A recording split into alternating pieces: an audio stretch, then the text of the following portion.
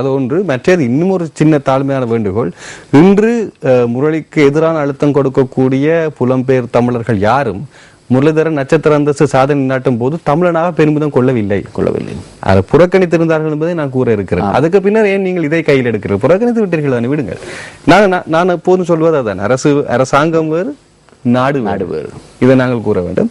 அடுத்த செய்தி, பட்ஜெட்டை சமர்ப்பித்து இன்று மஹிந்த உரை, நாடாளுமன்றத்தில் பலத்த பாதுகாப்பு என்கின்ற செய்தி ஒன்று பிரசுரமாகி இருக்கிறது. இதிலே குறிப்பாக கஜமுகன், நீங்கள் ஆரம்பத்திலேயே தினகரனிலே குறிப்பிட்ட ஒரு பதத்தை குறிப்பிட்டிருந்தீர்கள், ஆங்கில பத்திரிகையிலும் இருந்தது. பலருடைய யோசனைகளினால் தான் பட்ஜெட் தயாரிக்கப்பட்டது, வரவு செலவு திட்டம். இதில் குறிப்பாக தமிழ் நாளேடுகளை நீங்கள் அப்படியே புரட்டி பார்க்கும் பொழுது ஒரு முழு பக்கத்திலே எந்நந்தி கொண்டாருக்கு முய்வுண்டா முய்வில்லை சேநந்தி கொண்ட மகற்கு என்று நன்றி என்று போட்டு யார் யாரெல்லாம் யோசனைகளை வழங்கினார்களோ அவர்கள் எல்லோருடைய பெயரும் குறிப்பிடப்பட்டிருக்கிறது. இதனை நான் இப்படி காண்கிறேன், அரசாங்கம் வரவு செலவு திட்டத்தை தயாரிக்க வேண்டியது அவர்களுடைய கடப்பாடு, அதற்கான நேரம் வந்திருக்கிறது. இடைவெளியை தொடர்ந்து சந்திக்கலாம். அப்படியே அறிக்கை.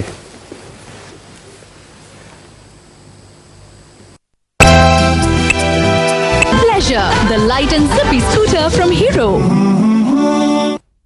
2014 budget to be presented to Parliament today. A professor.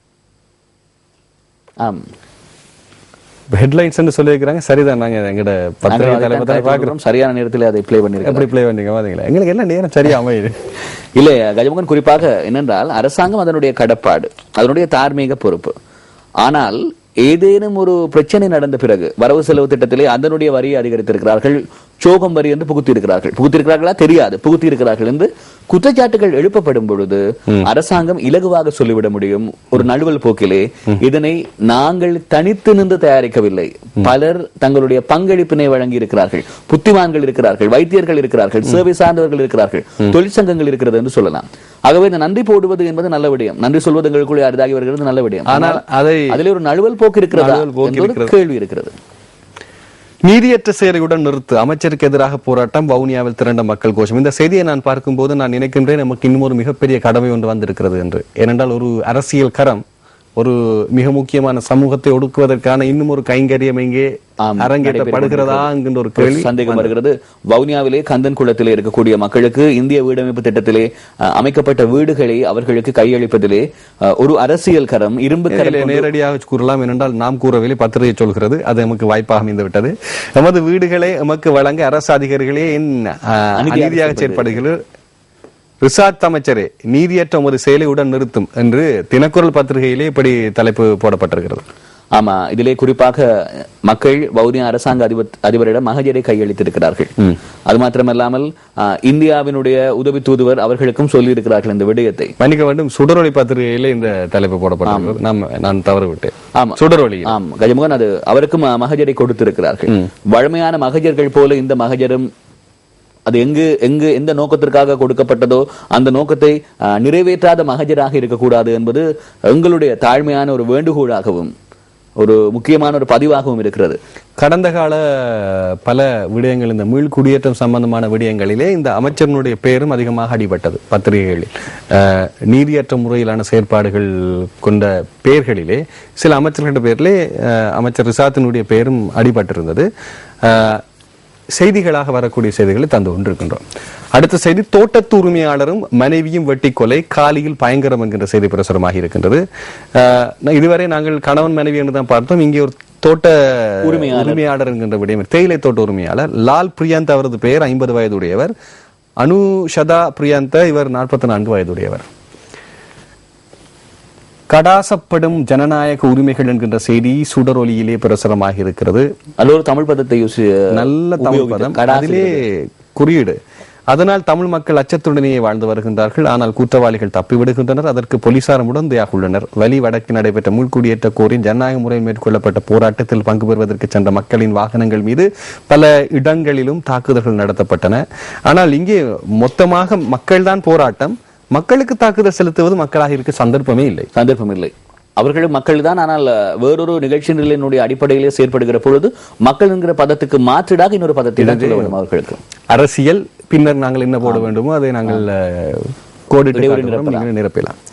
அடுத்த செய்தி, லண்டனுக்கு வாங்க, ஜேபியினுடைய கற்பனை கேலி சித்திரம்.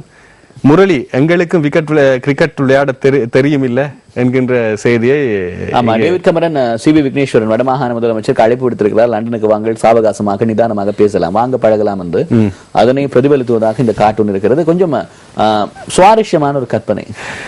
முரளி கிரிக்கெட்டை மாத்திரம் விளையாடி இருக்கலாம் என்ன? இது சுடரொளி பத்திரிகையினுடைய செய்திகள். நான் வேறு பத்திரிகை பதங்களை பகிர்ந்து மன்னிக்க வேண்டும். சுடரொளி பொறுப்பாளர்கள் பார்த்தால் இது சுடரொளி பத்திரிகையினுடைய செய்திகளை நாங்கள் பார்த்து விட்டோம். இனி நாங்கள் தினகரன் பத்திரிகை செய்திகளுக்கு செல்வோம். தலைப்பு நீங்கள் பார்த்திருப்பீர்கள் ஏற்கனவே. பட்ஜெட் வரவு செலவு திட்டம் ஒன்று சமர்ப்பிப்பு டிசம்பர் 21 எங்களுக்கு தெரியும், 20 முடிவடைய போகிறது. கொழும்பு பிரகடனத்தில் இலங்கைக்கு எதிராக எந்த கருத்துக்களும் இல்லை. புலம்பெயர் தமிழரின் அழுத்தமே கமரூனின் குழப்ப நிலைக்கு காரணம் என்கின்ற செய்தியாக பிரம குருடாவும் நீர்வளங்கள் வழிகாலம்பு பச்சரமான தினேஷ் குணவர்த்தன செய்தி கூறிய கருத்தாக இந்த செய்தி இருக்கிறது. மாலிதீவு ஜனாதிபதிக்கு ஜனாதிபதி வாழ்த்து, பாரம்பரியம் நட்புகளை தொடர்ந்து பேண திட சங்கற்பம் என்கின்ற செய்தி பிரசுரமாக இருக்கின்றது. வங்கக்கடலின் ஹெலன் புயல் என்கிற செய்தி, இலங்கைக்கு பாதிப்பு இல்லை, 120 கிலோமீட்டர் வேகத்தில் இன்று கரை கடக்கும். அடுத்து புறக்கோட்டையில் முற்றுகை, பாவனைக்கு உதவாத 5500 கிலோ உருளைக்கிழங்கு கைப்பற்றப்பட்டது என்கிற செய்தி பிரசுரமாக இருக்கின்றது. 80 கொள்கலன்களில் பெரிய வெங்காயம் கொழும்பு வந்தடைந்தது. சட்டோச மூலம் 130 ரூபாய்க்கு வழங்க ஏற்பாடு. சிறப்பான ஒரு விடயம். 130 ரூபாய்க்கு வெங்காயம் குறைக்கிறது. இந்த வெங்காயத்தால எங்களோட வீட்டுல எல்லாம் பலர் அழுதாங்க உரிக்கிறதுக்கு முதலே. அதான் அடுத்த செய்தி. அடுத்து தோட்ட தொழிலாளர்களின் சேவை கால பணத்தை அபராதத்துடன் வழங்குமாறு தீர்ப்பு என்கின்ற செய்தி. ஆரோக்கியமான ஒரு செய்தி, மிக முக்கியமான விஷயம். அதே நேரத்தில் அவர்களும் தங்களுக்கான ஊதிய உயர்வை கேட்டிருக்கின்றார்கள். ஆனால் வந்து ஊதிய உயர்வை சேமிப்பதற்கான அறிவை பெற்றுக் கொடுப்பதற்கும் அதிகாரிகளுக்கான ஒரு அமைப்பை உருவாக்க வேண்டும். அதே நேரத்திலே தோட்ட தொழிலாளர் ஒருவர் மனைவியோடு வெட்டி கொலை செய்யப்பட்டிருக்கிறார். தோட்ட உரிமையாளர். அதற்கும் இந்த செய்திக்கும் எதுவும் பின்புலம் இருக்கிறது யாருக்கு தெரிகிறது? தெரியும். கொலை விசாரணையை மறைக்க 20 லட்சம் ரூபாய் பலாத்காரமாக பெற்ற குற்றச்சாட்டு. தலங்கம போலீஸ் பொறுப்பதிகாரி உட்பட 4 போலீஸ் அதிகாரிகள் கைது. தனிப்பட்ட கணக்கில் 20 லட்சம் வைப்பிலிட்டது அம்பலம். இங்கே தினகரன் வித்தியாசமாக கூறுகிறது. அதாவது போலீஸ் அதிரடிப்படையின் இறப்பிற்காக பலாத்காரமாகத்தான் லஞ்சத்தை பெற்றிருக்கிறார். அவங்க கொடுக்க முன்வரவில்லை என்கிற ஒரு துணி பொருள் இங்கே இருக்கிறது. ஆகவே அந்த பக்கத்தில் ஒரு நியாயம் இருக்கிறது என்ற போன்று கூறியிருக்கிறார்கள். சரியா? அப்படி என்றால் யாரை காப்பாற்றுவதற்கான முயற்சி என்ற இன்னொரு கேள்வியும் இருக்கிறது. இது நாங்கள் ஊடகவியலாளர் கேட்கும் கேள்வி. கேட்கணும். தொலைக்காட்சி தினம் என்று அதனால் கேட்கவே வேண்டும். இந்த ஊரில் பதற்றம் தணிந்தது. கைதாதவரில் 6 பேர் விடுதலை என்கிற செய்தியாக இருந்தது. இதுல இந்த செய்தியிலே ஒரு விடயத்தை குறிப்பிட வேண்டும் கஜமுகன். இந்த ஊரிலே பதற்றம் வந்ததுக்கான காரணம் போலீஸ் விசேட அதிரடிப்படையினர் சிவில் உடையிலே நடமாடினார்கள். சில கொள்ளை திருட்டு சம்பவங்கள் நடைபெற்றது. அதற்கும் இவர்களுக்கும் தொடர்பு இருக்கிறது என்று மக்கள் எதிர்ப்பு வெளிப்படுத்தி இருந்தார்கள். இப்போது கைது செய்யப்பட்டவர்கள் எல்லோரும் ஆர்ப்பாட்டம் செய்தவர்கள். வேடிக்கை. ஆர்ப்பாட்டம் செய்தவர்கள் எல்லோரும் கைது செய்யப்பட்டிருக்கிறார்கள். 21 பேர் கைது செய்யப்பட்டு இப்பொழுது 7 பேரை விடுதலை செய்திருக்கிறார்கள். ஆகவே மக்கள் பிரதிநிதிகளை தான் கைது செய்திருக்கிறார்கள். ஆகவே நேற்றைய தினம் எப்படி என்றால் மக்களுக்கு இடையூறு விளைவித்த 21 பேரை கைது செய்து தினகரன் போட்டிருந்தது. அப்போதே நான் குறிப்பிட்டிருந்தேன். அந்த இடையூறு யாருக்கு?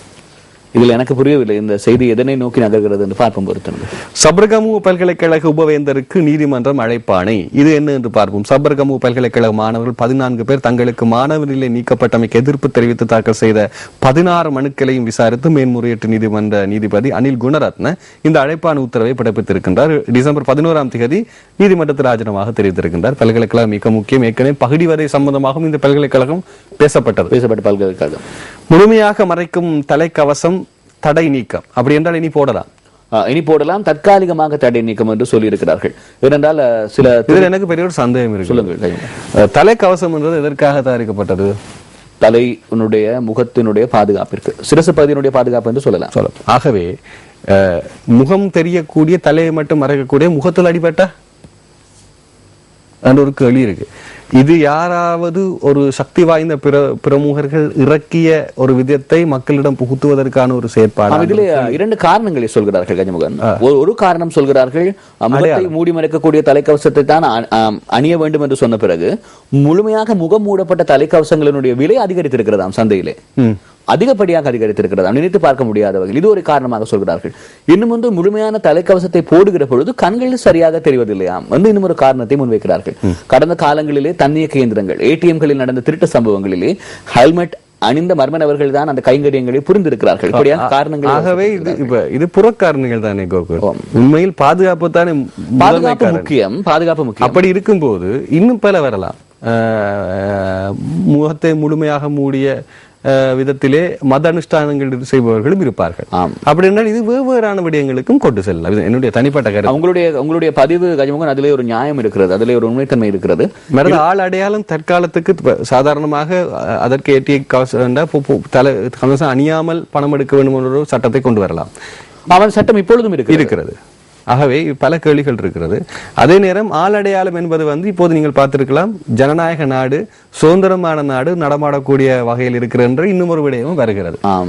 இங்கே மனித உரிமைகள் என்கின்ற ஒரு அடையாளம் இருக்கிறது. இதிலே குறிப்பாக கண்கள் தெரியக்கூடிய வகையிலே முழுமையாக முகத்தை மறைக்கக்கூடியது, தண்ணீர் கேந்திரங்களுக்கு செல்லும் பொழுது கலட்டி விட்டு போவது, அதிகமாக விலை விற்பனை செய்கிறவர்களை குறைத்து வில்லுங்கள் என்று சொல்வது, இப்படியான விடயங்களை மேற்கொண்டால் நீங்கள் கூறுவது போன்ற விடயங்கள். இப்படி கேள்வி கேட்டாதான் இவ்வளவு உண்மை வரும். ஆனா நாங்க பொதுவா தான் சொல்றோம், எது வந்தாலும் அந்த சட்டம் வரும்போது அதை முகம் கொடுக்கக்கூடிய எமக்கு கடமை. அடுத்த செய்தி, சபரிமலை யாத்திரிகர்கள் இணையத்தில் முன்பதிவு செய்யலாம். எங்களுக்கு சந்தோஷமான ஒரு செய்தியா இருக்குது. ஆமா கஜமுகன், குறிப்பாக பார்க்கின்ற பொழுது சபரிமலையிலே மகரஜோதி கால பகுதியிலே, குறிப்பாக சபரிமலையினுடைய சார்ந்த பகுதிகளிலே இருக்கக்கூடிய விடுதிகள் அனைத்துமே பக்தர்கள் கூட்டத்தினால் நிரம்பி வழியும். சில சந்தர்ப்பங்களிலே அப்படி நிரம்பி வழிகின்ற கூட்டங்களினால் சில அனர்த்தங்கள் ஏற்படுவதற்கான வாய்ப்புகளும் இருக்கிறது. ஆகவே 20 வீதமான இடங்களை பக்தர்கள் முன்பதிவு செய்யலாம் என்ற ஒரு மகிழ்ச்சிகரமான செய்தியை வழங்கி இருக்கிறார்கள். இதுல இன்னும் ஒரு விடயம் இருக்கிறது. மகிழ்ச்சிகரமான செய்தி இன்னும் ஒரு பக்கத்திலே, அந்த 20 வீதத்திலும் கூட இடைத்தரகர்கள் செயற்பட்டு அவர்கள் தேவஸ்தானம் போர்டு என்று சொல்வார்கள், அந்த தேவஸ்தானம் போர்டு கொடுக்கின்ற அந்த தொகையை விட அதிகமான தொகையை அறவிடுவது இடைத்தரகர்கள் இதிலே தொழிலாற்றுவார்களா என்று தெரியாது. அதனை அவர்கள் கண்காணித்து, உதவி அதிகாரிகள் கண்காணித்து நிறுத்தி பக்தர்களுக்கு சலுகை கொடுக்க வேண்டும். உச்சி மாநாட்டு செலவுகள் குறித்து கேள்வி எழுப்ப ஜேவிபிக்கு உரிமை இல்லை. இது தினகரன் பத்திரிகையுடைய செய்தி. இது ஒரு ஆசிரியர் தலையங்கம். இலங்கையில் இருக்கக்கூடிய கட்சி அரசியல் ரீதியான கேள்வி கேட்க உரிமை இல்லையா என்ற என்னோட கேள்வி இருக்கு.